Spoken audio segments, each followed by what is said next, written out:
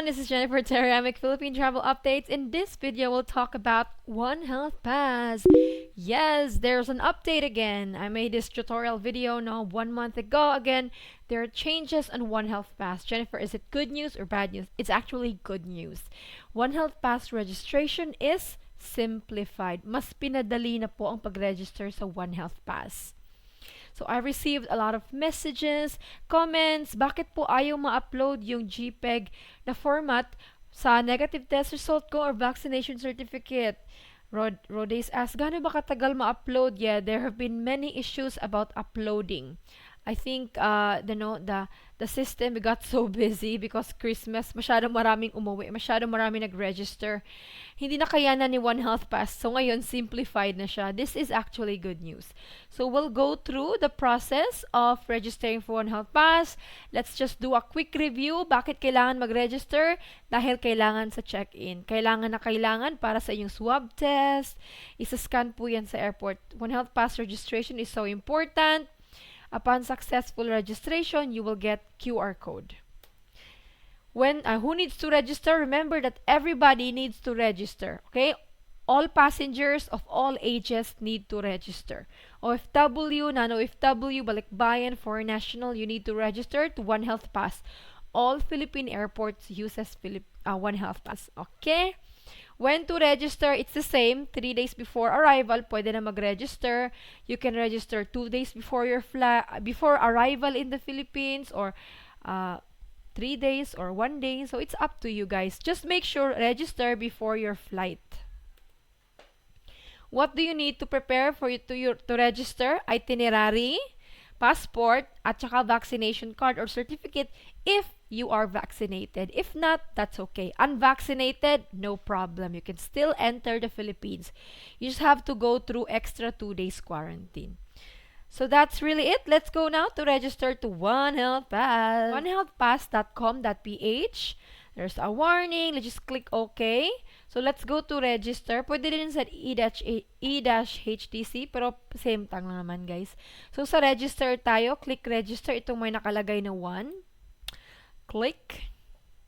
And then, just click OK, guys. Remember po that you are responsible sa ilalagay mo na details. Make sure that correct, especially your name at email address.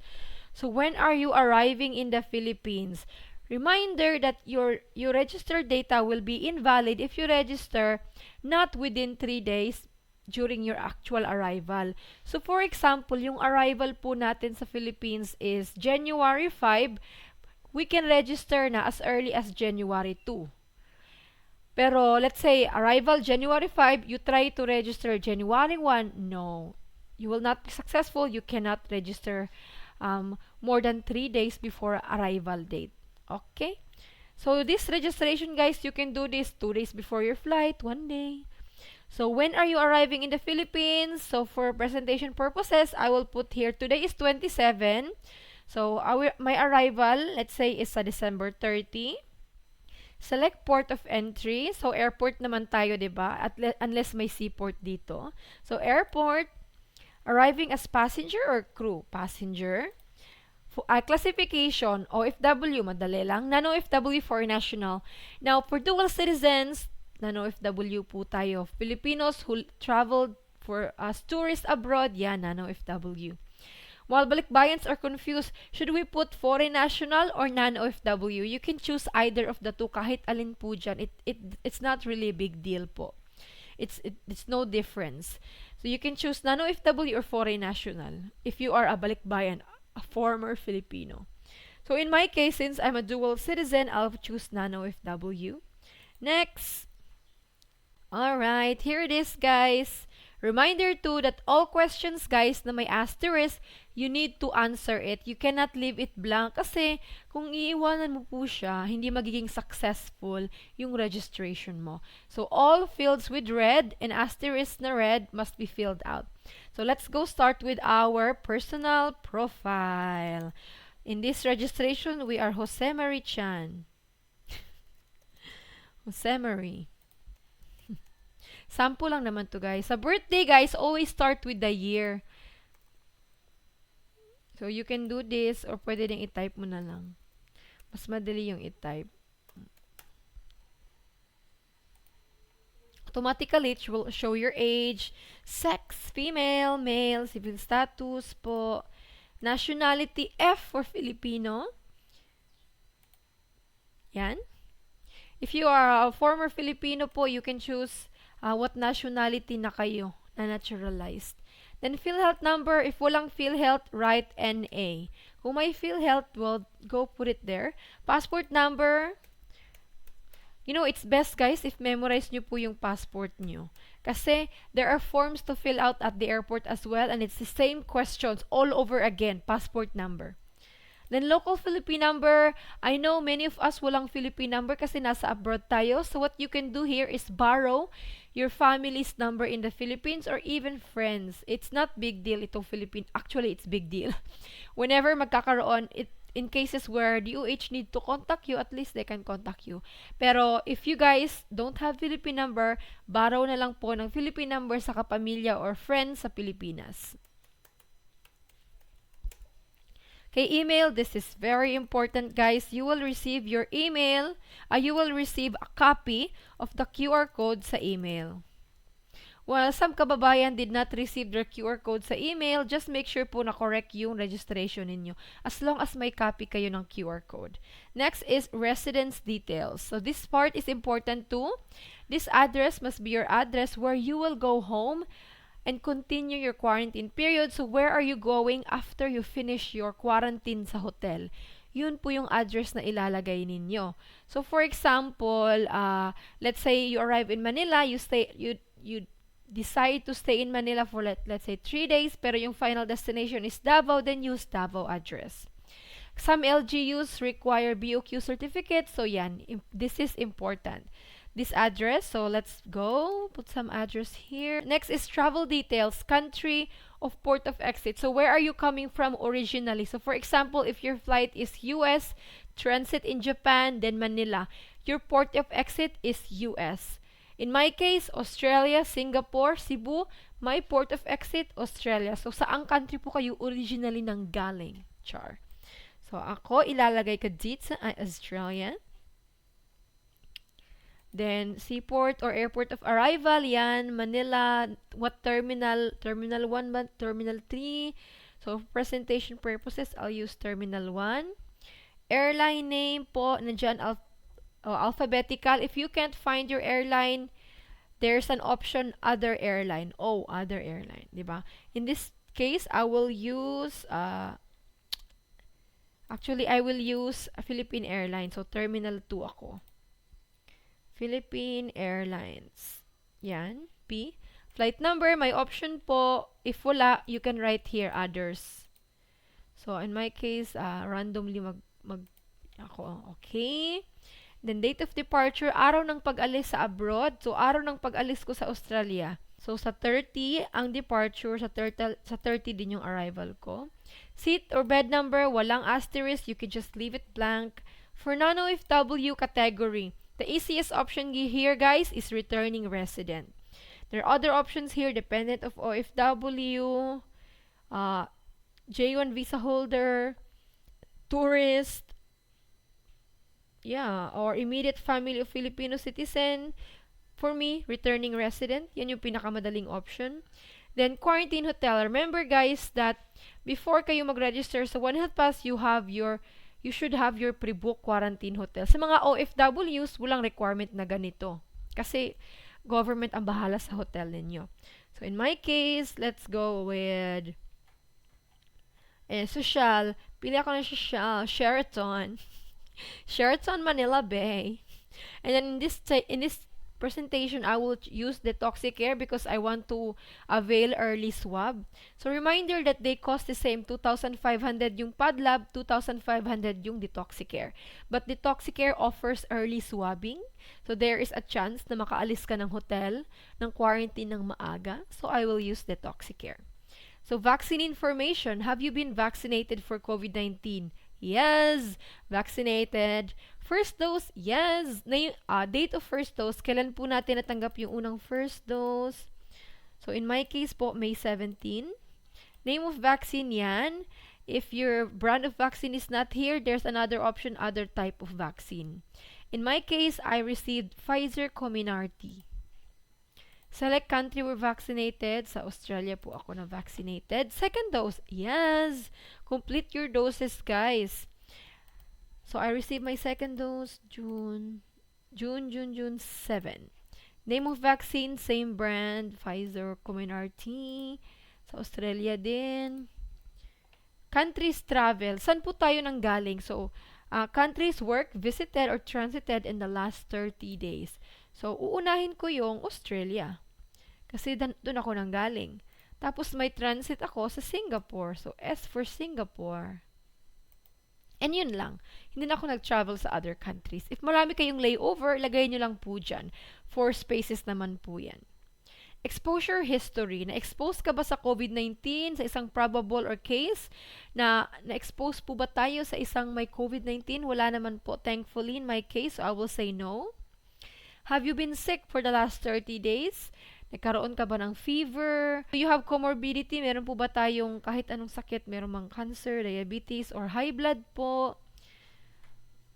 I have this, gastrointestinal. So, I will click yes to that. If it's not written here, you can just type it here po. Are you currently pregnant? No? Data privacy and affidavit of undertaking, hindi na natin babasahin. Pero, if you may be surprised, dito sa number 3 may nakasulat, I am staying at a hotel indicated which is accredited. I hereby submit myself to undergo 10 days quarantine. Don't worry po, this is just not updated. Yung quarantine po ay 4 days kung green list, fully vaccinated. While for yellow list, 6 days po, 5 to 6 days. So, hindi po 10 days. Yung mga nasa red list lang yung 10 days. Okay, so let's hereby attest. Check po natin to. Don't forget to check this little box here. Ito po. And then, type the CAPTCHA. AGYV. Uy, AGYV. So, double check po tayo that we did not miss any blank na may red asterisk. Yan, especially itong email, email po, at saka yung name, very important. Date of arrival, guys, very important. If you make a mistake in your arrival and hindi siya na-correct, there's a chance ma-delay yung swab testing nyo. So, make sure, correct everything. Yan, okay, I think everything is correct naman. Naansira naman natin lahat. So, changes, guys, di ba? Hindi na magsasubmit yung negative test result. Wala nang option to submit your negative test result. Wala na ding option to submit your vaccination certificate or card. Wala na ding next of kin details. Yes, 3 things po natanggal na sa One Health Pass, which is, I think, actually a good thing, no? Because since there have been many issues on submitting, then it's better to just present na lang sa airport. That's why I suggest, guys, print your vaccination certificate or card, print your negative test result. Mas smooth po yung process sa airport. Kaysa sa phone po, mas mahirapan po kayo. Mas madali po if printed. So, make sure, guys, you bring a copy talaga, ha? Okay, let's go to submit. Hopefully, na-answeran ko lahat. Yay! Na-answeran natin lahat, guys. Successful. Let's just wait na mag-load. Generate QR code.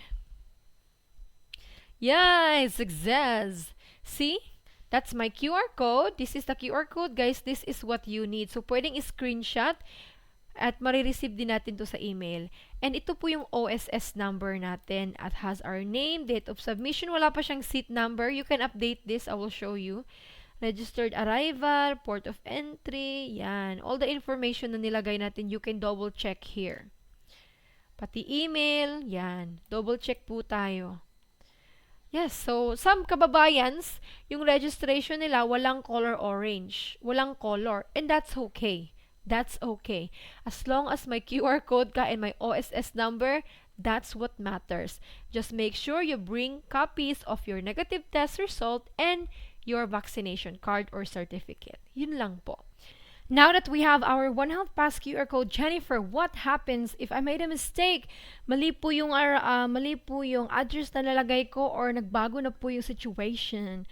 So, if there are changes, if there's something that we need to update, this is how we do it. Let's go to onehealthpass.com.ph, click OK, and then go to E-HTC. Okay, let's click OK. There's a question, have you already registered with One Health Pass? Yes. Tapos na tayo mag-register. We have already registered. So just copy-paste the One Health Pass QR code. Tapos last name, apelyido. Search. So I checked my email, guys, and I haven't received the One Health Pass email yet. And that's okay. As long as may copy ka. Maybe I will receive it later, but I will not stress about it as long as may QR code copy ako. That's what matters. And there is a record here. Here, may record ng registration ko, so everything is okay. See, we can update our, let's say, nagkamali tayo sa passport number. Yan. You can change your passport number here. Last name, you can change, guys. Even your birthday, you can change. Email din, pwede i-change. Address, pwede i-change. Yan. Travel itinerary, pwede i-change. Let's say, nag-change terminal ka. Yes. Let's say, na-reroute ka. Oh, you can change it too, diba? Oh. Nag-change yung flight number, no problem. Date of departure, pwede pang i-change. Let's say yan. Pero, what you can't change is the date of arrival. Hindi na naman, see, you can't click it. Hindi siya nababago, guys. So, if let's say po nagbago yung date of arrival ninyo, you need to register again. You need to register again. Kasi hindi na-update o hindi na-change. Hindi na-change yung date of arrival. So, even ngayong classification, pwede yung i-change. Yung hotel, guys, if nag-change kayo ng hotel, pwede din i-change. Ito, pwede din i-change kung let's say na bago yung status ninyo. So, marami kayong pwedeng i-change. And dito sa e-HTC, pwede nyo ding i-upload yung vaccination card or certificate or negative test result. Pero hindi siya mandatory. If hindi nyo to gawin, okay lang. You can present your negative test result and vaccination certificate sa airport. But in case you want to upload it here, you can go do it. So, I'll show you. Choose file. Vaccination certificate ko. Yan. JPEG siya.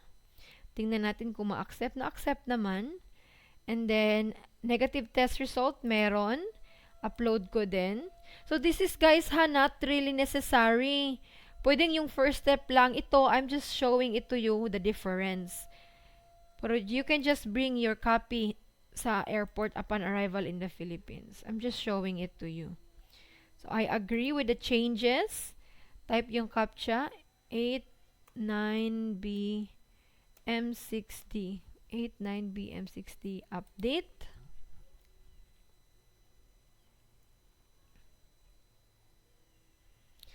Generate QR code. Ayan. Yan ang OSS number ko. It's the same thing. Pati yung color, ganun pa rin. Diba? So, no need to make an effort na pumunta sa e-HDC. Pwede na lang magdala na lang ng printed copies ng negative test result at vaccination certificate. So, yan guys. Ito na po ang aking QR code. This is what you need. Each passenger po ha, if you're family of 5 traveling, then 5 registration to One Health Pass. This is all for this video. I hope po nakatulong ang registration tutorial na ito, and if it did, please like the video and share it to anyone who will be traveling to the Philippines. Stay safe po. Ito lang po, and God bless you. Merry Christmas! Happy New Year po! Bye!